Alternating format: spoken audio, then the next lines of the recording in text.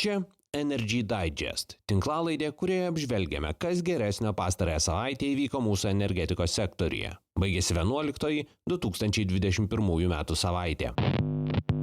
Iš geresnių savaitės naujienų. Fortum rado pirkėją savo verslui Baltijos šalyse, Lenkai pasirašė naftos importo sutartį su Exxon, o Ignitis grupė investuoja į žaliojo vandenilio technologiją. Iš tokių vidutinių naujienų. Baltarusiai išbandys savo elektros sistemą ir 2 valandoms sutriko elektros jungties su Lenkija veikimas. Be visų šių dalykų. Pasirašytas naujas elektros pirkimo sandoris ir Minijos naftos planus Kintuose akylai stebi vietiniai. Štai papunkčiui. Niekas negalės pirkti mūsų politinės valios. Jungti su europiniais elektros tinklais. Yra turėti kiek įmanoma žemesnį kainą. Их энергетическое кольцо. Это создает для нас проблемы. Suomijos komunalininkė Fortum pardavė savo verslus Baltijos šalyse. Bendrovė tiekia šilumą Tartu, Pernų, Daugpilyje ir Jelgavoje. Lietuvoje, be kita ko, Suomijai valdo Klaipėdos atliekų deginimo jėgainę, taip pat 49% tokios jėgainės Kaune. Iš viso parduoti 74 energijos gamybos įrenginiai, kurių šiluminė galia siekia 881 MW, o elektrinė 130 MW. Taip pat 387 km šilumos tinklų. Visa tai už 800 milijonų eurų įsigijo šveicarų investicinė bendrovė Partners Group. Sandoris turėtų būti užbaigtas iki metų vidurio ir jau vadinamas didžiausiu įsigijimu Baltijos šalyse šiemet. Apie tai, kad Fortum ieško pirkėjo kai kuriems savo verslams Suomijoje ir Estijoje, skelbta dar 2019-aisiais. Apie likusias Baltijos šalis ir Lenkiją neoficialiai skelbta pernai rugsėjį. Lenkiškoji dalis pirkėjo dar nerado. Realiausiais kandidatais įvardyjamos Lenkijos bendrovės PGE ir PGNiG. Fortum jau kurį laiką stengiasi susitelkti į, kaip pati teigia, vertę kuriančius verslus. Pernai sausį ji pardavė centrinio šildymo verslą Jonesų, Suomijoje. Vasarą tokį pat verslą Järvenpės Tuusulos regione, atitinkamai už 539 ir 375 milijonus eurų. Tuo pačiu bendrovė po sunkių grumtynių perėmė vokiečių energetikę Uniper. Gegužę Suomijai padidino savo valdomą įmonės dalį iki 74,5% ir paskyrė naują vadovą, kuris rūpinsis bendrovių integravimu.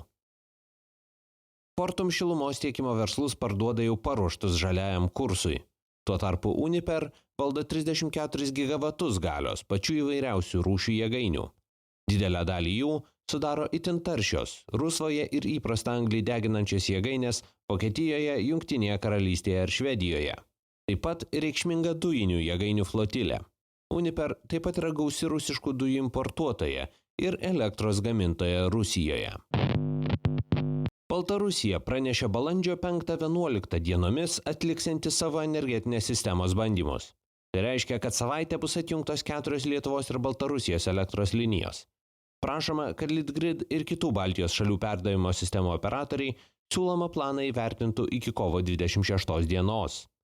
Įprastai apie izoliuotos sistemos darbo bandymus kaimynai įspėjami kiek labiau iš anksto.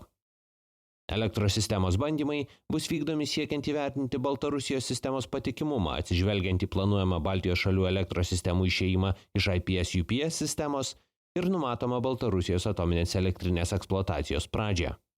Pastaroji per savaitę buvo įjungta ir vėl atjungta nuo tinklo. Kovo 8 dieną reaktorius buvo paleistas ir kovo 10 dieną vėl išjungtas, siekiant atlikti ksenono pereinamųjų procesų reaktoriuje tyrimus. Pastarąjį kartą jėgainė nuo tinklo buvo atjungta vasario pabaigoje. Tuomet taikytasi užbaigti bandymų etapą ir kovą jėgainę paleisti komerciniai veiklai. Ši data atidėta iki balandžio arba gegužės. Įdomus faktas. Ksenonas 135 yra branduolinės reakcijos produktas ir nuodas reaktoriui. Tai yra medžiaga itin gerai sugerianti laisvus neutronus. Ji išsiskiria branduolinės reakcijos metu ir gesina reaktorių, jei jos nespėja nudeginti vykstanti branduolinė reakcija. Jo ir jodo 135 kiekio pokyčiai yra itin svarbus didinant arba mažinant reaktoriaus galią. Lenkijos naftos bendrovė PKN Orlen pasirašė susitarimą su amerikiečių ExxonMobil dėl 1 milijono tonų naftos importo šiemet. Nafta bus skirta naftos perdirbimo gamykloms Čekijoje, Lenkijoje ir Lietuvoje. Lenkų bendrovė teigia, kad taip toliau diversifikuoja naftos tiekimo portfelį. Ši nafta pakeis dalį anksčiau iš Rusijos importuotos žaliavos. Lenkijos naftininkėms dėl žaliavos tiekimo nesiseka susitarti su Rusijos Rosneft. Besijungiančių PKN Orlen ir Lotos naftos tiekimo sutartys su rusais baigėsi sausį. Bendrovės nesutarė dėl rusiškos Urals tipo naftos kainos, pristatant Družbos naftotiekių atitinkamai Plotsko ir Gdansko naftos perdirbimo gamykloms. Orlen tikėjosi naują sutartį pasirašyti iki vasario pabaigos. Iš Rosneft negaunamą naftą bendrovės pakeitė importų per Gdansko uostą. Sausį jos tokiu būdu importavo 1,4, vasarį 1,1 milijoną toną naftos. Iki šiol Orlen kiek daugiau nei pusę žaliavos savo naftos perdirbimo gamykloms pirko iš Rusijos, beveik 10% iš Saudo Arabijos. ExxonMobil yra pirmoji amerikiečių naftininkė, su kuria pasirašyta sutartis dėl kiek didesnio kiekio naftos tiekimo. Oho prekės ženklo produktų gamintoja Naujasis Nevėžis su estų energetikos bendrovė Enefit pasirašė 6 metų trukmės apie 6 gigavatvalandžių elektros per metus dydžio energijos įsigijimo sandorį, vadinamai Power Purchase Agreement. Pramonininkė elektrą fiksuotą neskelbiamą kainą įsigys iš beveik 70 MW galios vėjo parko Telšių rajone.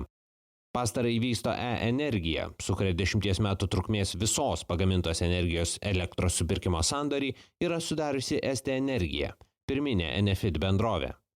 Parkas pradės veikti 2022 m. Liepą. Iki tol elektrą estai tieks iš kitų šaltinių. 2 valandom buvo sutrikęs Lietuvos ir Lenkijos elektros jungties Litpol-Link veikimas. Anot Litgrid, atsijungimas sukėlė programinės įrangos sutrikimas Alytaus keitiklių stoties valdymo centre. Bendrovė teigia atliksianti tyrimą, kuriuo sieks išsiaiškinti, kaip tokių sutrikimų būtų galima išvengti ateityje. Pernai Litpol-Link prieinamumas rinkai siekia 92,4%. Palyginti 2019 jis buvo 97%. Per šią jungtį Baltijos šalys sinchronizuosis su kontinentinės Europos elektros sistema. Ignitis grupės inovacijų fondas į žaliojo vandenilio gamybos technologiją vystantį Izraelio startuolį H2 Pro investavo beveik $500 000 eurų. Šiame etape iš viso jį investuota $18,5 milijono eurų arba $22 milijonai. Tarp investuotojų Billo Gateso Breakthrough Energy Ventures, Horizons Ventures ir kitos bendrovės. Tai trečioji Igničio fondo injekcija į startuolį. Pirmosios 2 buvo perpus mažesnės. H2 Pro tikisi antroje šio dešimtmečio pusėje pasiekti ambicingą tikslą – pagaminti 1 kg žaliojo vandenilio už $1 JAV. Ir galiausiai, Minijos nafta nori atlikti paieškinius naftos gręžinius prie Kuršių marių kranto, per apytiksliai kilometrą nuo Kintų. Preliminariai, čia galima būtų išgauti iki 600 000 tonų naftos. Aplinkos ministerija leidimo tam dar neišdavė, tačiau vietos gyventojai ir gamtininkai įspėja, kad įmonė nori veikti arti gyvenvietės ir labai gamtai jautrioje Natura 2000 teritorijoje. Didžiausia Lietuvos naftos išgavėja Minijos naftą valdo Lenkų Lotos Geonafta ir Danų Odin Energy. Šiam kartui tiek. Jei tinklalaidė jums pasirodė įdomi, prenumeruokite. Energy Digest rasite bet kurioje podcastų programėlėje. Papasakokite apie tinklalaidę draugams, bendradarbiams ir pažįstamiems, galbūt jiems energetikos naujienos taip pat bus įdomios. Šis podcastas kuriamas to paties pavadinimo naujienlaiškio pagrindu. Jei mėgstate naujienas ir skaityti, o ne tik jų klausytis, laidos aprašyme rasite nuorodą, kurią sekdami galėsite užsiprenumeruoti naujienlaiškį. Kaip ne viskas šiame gyvenime, Energy Digest ilgainiui atsiduria socialiniuose tinkluose, aprašyme rasite visas navigacijai reikalingas nuorodas. Taip pat ir į Patreon platformą, kurioje galite tapti tinklalaidės rėmėjais. Ačiū, kad klausėtės. Su jumis buvau aš, Naglis Navakas. Iki kitų kartų.